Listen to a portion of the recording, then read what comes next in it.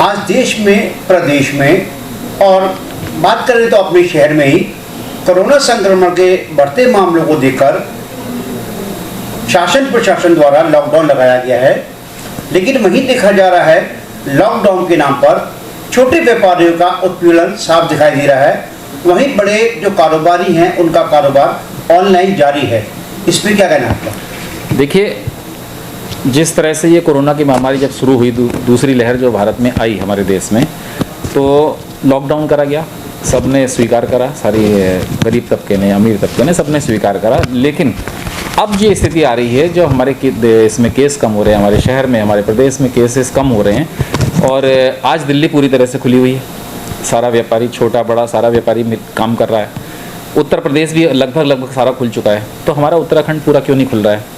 और दूसरी चीज़ क्या है कि अगर हम अपने रेडी वाले, ठेले वाले या ऑटो रिक्शा चालक कह सकते हैं, रिक्शा चालक बोल सकते हैं, क्या इन लोगों को सरकार ने आर्थिक पैकेज दिया?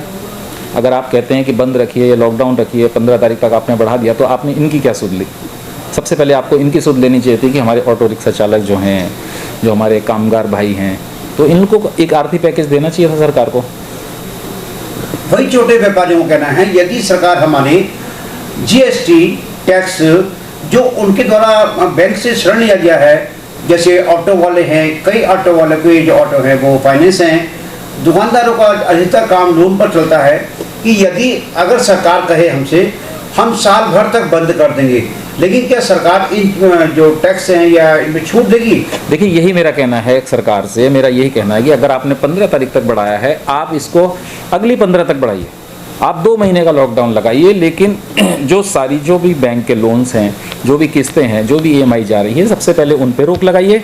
दूसरी चीज़ क्या है कि आप जो भी हमारा स्टाफ है, जो हमारा कर्मचारी है, जो दुकानदारों में तमाम स्टाफ लोग हैं, कर्मचारी हैं, तो उनकी सैलरी का क्या, जब व्यापारी काम नहीं करेगा तो उनकी सैलरी कहाँ से देगा? उनकी सैलरी आधी दीजिए आप, आधी व्यापारी ओढ़ लेगा, आधी सैलरी गवर्नमेंट एक आर्थिक पैकेज तैयार करे, एक खाका तैयार करे कि हम इस प्रकार से व्यापारी वर्ग को ये राहत दे रहे हैं। तो आप लगाइए लॉकडाउन। आप राहत के नाम पे कुछ नहीं कर रहे हैं और मनमर्जी आप बाजार बंद करा दे रहे हैं, और जबकि पूरे लगभग पूरे देश में खुल चुका है और खुल रहा है, स्टेप बाय स्टेप खुल रहा है। वही बात की जाए, अगर हम अपने बच्चों की बात करें एजुकेशन को लेकर, आज सरकार कहती है कि कोई एग्जाम नहीं होगा और बच्चे पास कर दिए जाएंगे, तो उसमें बच्चों में एक निराशा है कि हमने साल भर मेहनत की है और हमको इस तरह पास कर दिया जा रहा है, क्योंकि सरकार का कहना है कि कोरोना संक्रमण फैल सकता है। यदि बात वही की जाए, पश्चिम बंगाल, अन्य राज्यों में जब चुनाव हुए तो सरकार को उस बात का ख्याल नहीं आया। देखिए, संक्रमण की बात तो ये बड़ी हास्यास्पद है कि अगर सरकार ये कहती है कि स्कूल कॉलेजेस खुलने से या बाजार खुलने से संक्रमण फैल रहा है, तो सरकार को सबसे पहले चिंतन करना चाहिए कि आपने कुंभ में क्या करा, आपने बंगाल के चुनाव में क्या करा। अमित शाह जी, मोदी जी जब रैली करते थे तो 2 रैली और 2 रोड शो, 4 रैलियां करते थे एक दिन में, जहाँ पे लाखों की भीड़ होती थी और मोदी जी गदगद हुआ होते थे कि कहते थे कि 2 लाख लोगों की भीड़ दिख रही है, मैं जहाँ तक मेरी नज़र जा रही है भीड़ ही भीड़ दिख रही है। क्या उस समय कोरोना संक्रमण नहीं फैल रहा था? तो आज ये स्थिति क्यों है, जबकि आज तो केस भी कम है?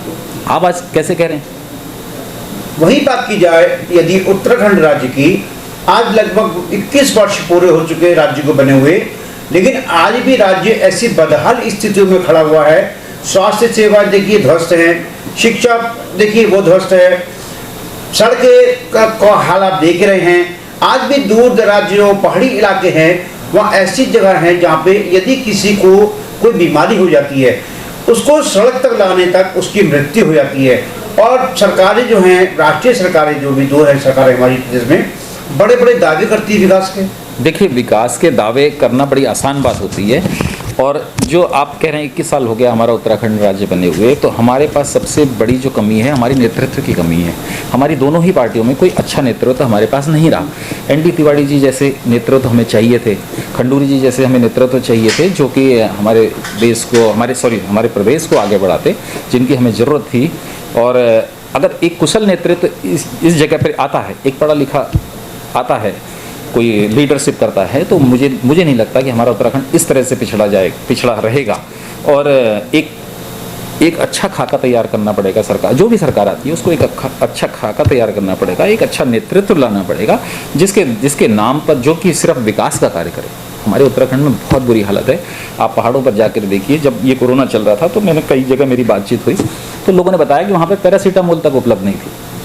तो जैसे तैसे हम लोगों ने भिजवाया, लेकिन जब ये स्थिति है तो आप समझ सकते हैं कि हमारे उत्तराखंड प्रदेश के दूरस्थ गाँवों की क्या स्थिति होगी। जब हल्द्वानी जैसे शहर में ये हालत थी कि लोगों को बेड दिलाने में मेरी खुद की हालत ख़राब होती थी कि मैं कैसे इनको आईसीयू दिलाऊं और कैसे इनसे बातचीत करूं या किस डॉक्टर से बात करके करूं। जब मैं हल्द्वानी जैसे शहर में होकर के हमारी स्वास्थ्य व्यवस्थाएं ध्वस्त हो चुकी हैं तो आप समझ सकते हैं, आप खुद आकलन कर सकते हैं कि ग्रामीण क्षेत्रों में क्या स्थिति रही होगी। वहीं हल्द्वानी में आम जनता एवं किसी भी पार्टी का कार्यकर्ता हो, वो आज तारीफ करता है हमारे विकास पुरुष स्वर्गीय नारायण दत्त तिवारी के द्वारा यदि सुशीला तिवारी हॉस्पिटल नहीं बनाया गया होता तो आज लाशें गिनते हम थक जाते। बेशक। लेकिन सवाल वहाँ भी पैदा होता है कि तिवारी जी के जाने के बाद कांग्रेस पार्टी या किसी भी बड़े नेता ने वहाँ पे कोई अपना योगदान दिया आज तक? देखिए, सारे नेताओं ने अगर योगदान दिया तो स्वयं पे दिया।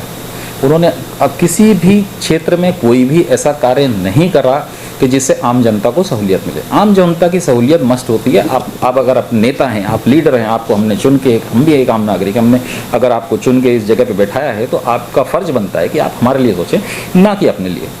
और ज़्यादातर हमारे प्रदेश में ये रहा कि ज़्यादातर नेताओं ने अपना भला करा। आप देख सकते हैं नेताओं के कोई कारोबार आपको नहीं दिखाई देंगे, लेकिन वो आज सर्वसंपन्न है, पूंजीपतियों में शामिल है। एक अंतिम सवाल आपसे, अक्सर ये कहा जाता है कि हल्द्वानी की जनता मुर्दों का पानी पीने को मजबूर, लेकिन वादे बड़े बड़े किए जाते हैं प्रत्येक चुनाव में, लेकिन उसके बावजूद भी इसका कोई समाधान आज तक नहीं निकाला गया है। आज 42 साल लगभग हुए हैं जमरानी बांध नहीं बना है। देखिए, हमारे क्षेत्र की जनता के लिए बहुत ज़रूरी है, और जिस प्रकार से दूषित जल हम लोगों के यहाँ पे से जो सेवन करा जा रहा है, जो पिया जा रहा है, उससे तमाम बीमारियाँ आप हमारे यहाँ उत्तराखंड राज्य में फैलती हैं, और अगर यदि हमें समय रहते नहीं जेते तो ये आगे भी फैलती रहेंगी। जमरानी बांध के लिए तमाम हमारे हल्द्वानी के लोगों ने संघर्ष करा है, तमाम संघर्ष समितियाँ हैं। तो मेरी सरकार से निवेदन है, मेरा एक मांग है, दरखास्त है कि आप इस पर ध्यान दें और ये जमरानी बांध का तुरंत निर्माण करवाएं। आपका बहुत बहुत धन्यवाद आपसे हमसे बात करने का। जी शुक्रिया।